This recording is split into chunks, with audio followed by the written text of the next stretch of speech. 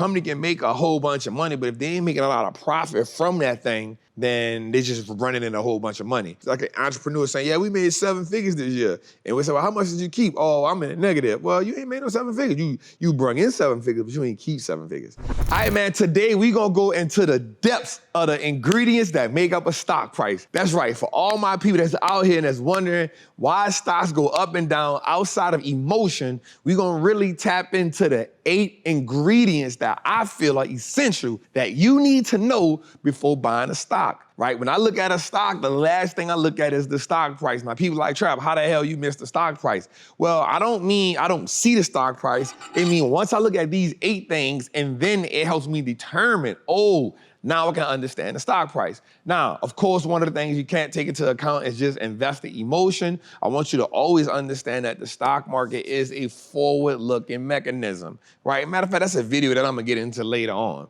right? But I wanna get into these 8 essential things that I think you need to know that are important when looking at a stock price. So make sure you get your pen and your pad, because this is one you truly wanna replay, take notes, and then start looking at the stocks that you own. It's your boy, the Wall Street Trapper, man. Make sure you like, make sure you subscribe, and make sure you share this out, y'all. Share this out. But lastly, man, tell us in the chat, tell us in the comment how we can help you, what type of content you need to help us get you moving a little bit better, because that's our goal. Let's get into it, y'all. So on the top right here, you see stock price. You see the stock price, and this is the main thing that everybody looks at. Stock price, stock price, stock price, stock price, going up, going down. But I'm gonna dig in deep, and I'm gonna bring you into the mind of a trapper right here, right? Because this is the perfect time for us to really be getting in the game. This is a perfect time for us to truly be locked in, essentially, to know what it is and how we are looking at great companies. Let's get into it, y'all.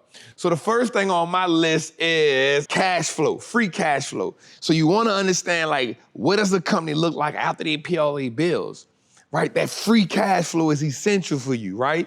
And you're gonna see that when you're looking at companies, when they put their earnings out, they put their stuff out, they're gonna say, hey, this company's free cash flow is this company's free cash flow is that. That is gonna be essential to you to understand.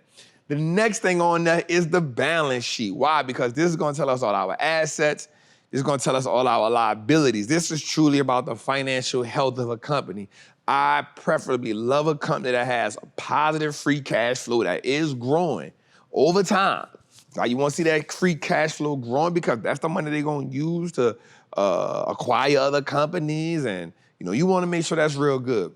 Management is key. I'm gonna give you a prime example of that, right? We saw that Starbucks was simply just fading off the radar. And then one of the things we saw, Starbucks went and got Chipotle, one of my favorite companies. They went and got their CEO and bring it over to the Starbucks. And as you can see lately, that Starbucks stock has been running.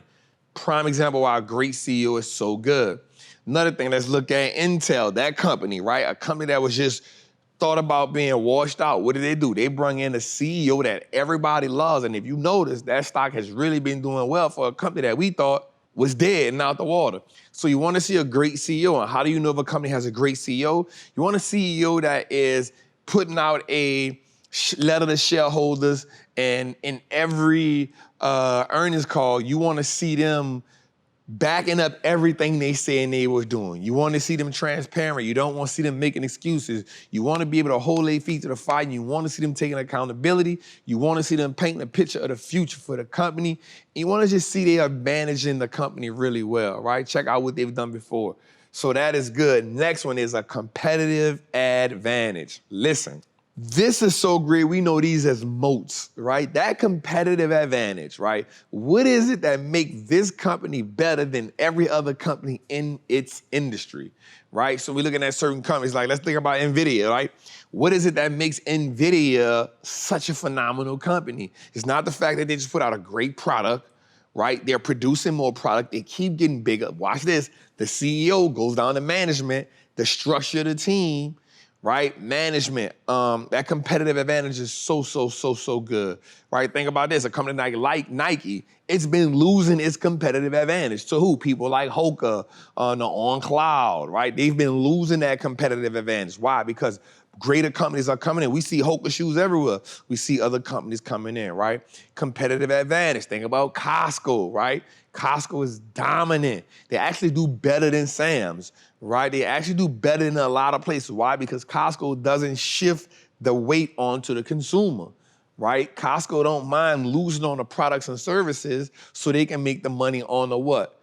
The consistent what? Renewing of the membership. That's why Costco is so great. So you think about companies like that, like you be able to pinpoint what is their competitive advantage. Think about a company like American Express, right? You may think that Visa is the better card. Now, Visa does have a competitive advantage because more people use Visa. But we think about American Express, they say, no, we're not for everybody. We're for a select group of people. No other card gives better reward points for business owners than American Express. So think about that. Like, how does your company have a competitive advantage? Next, we want to look at net margins. Now, this one is so crucial to me, right?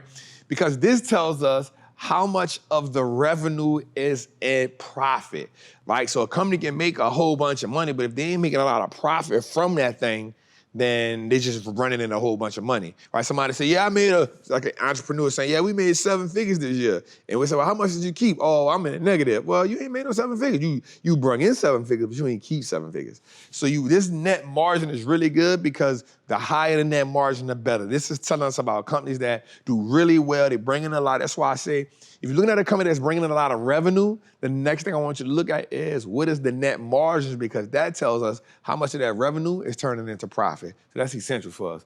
One of my favorites is return on invested capital. Why is this important? Because a business can do great things, but this tells us how can the business go out there, get some bread, make some investments, and get great returns on those investments, right? It's kind of like me and you. Like, we are a business. So you may have your primary stream of income, but what else do you do? What are the investments that you are making that's bringing in more income into the brand and into the business? So that return on investment capital is really good. Next, though, this is one of my essential ones, pricing power, right?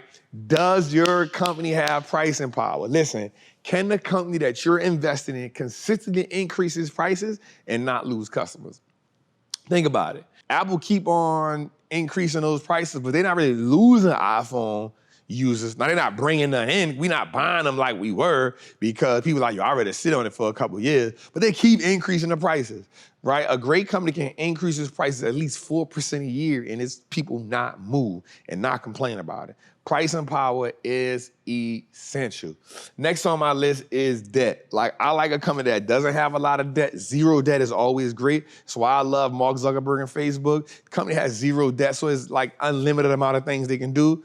Love Chipotle before they got rid of the CEO. Zero debt, unlimited amount of things they can do. A company with no debt can't go out of business, right? So I love companies with no debt. But smallest amount of debt is really good. So you think about a company like Amazon, you think about a company like Apple, they do have debt for sure, but they bring in so much money and they make so much money. NVIDIA has debt, bring in so much money, make so much money. So these things are truly essential to me.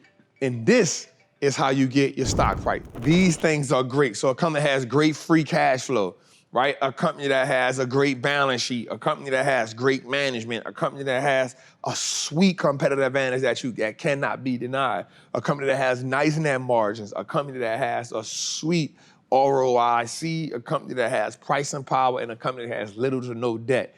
These are the things that make up companies that will have great stock prices and that will return for you great in the long term. Now, of course, in the short term, depending on emotion in the market, we can go right down a rabbit hole, right? But companies that are solid in all these areas, in these 8 areas, a company that is really strong in these 8 areas will make great investments for you over the long term. We go really in depth on this in the Wall Street Tribe. Of course, if you don't have it, check it out. If you're looking for a group to be a part of, come be a part of Trappers Anonymous. All we do is fundamental analysis, man. Listen, it's your boy, the Wall Street Trapper.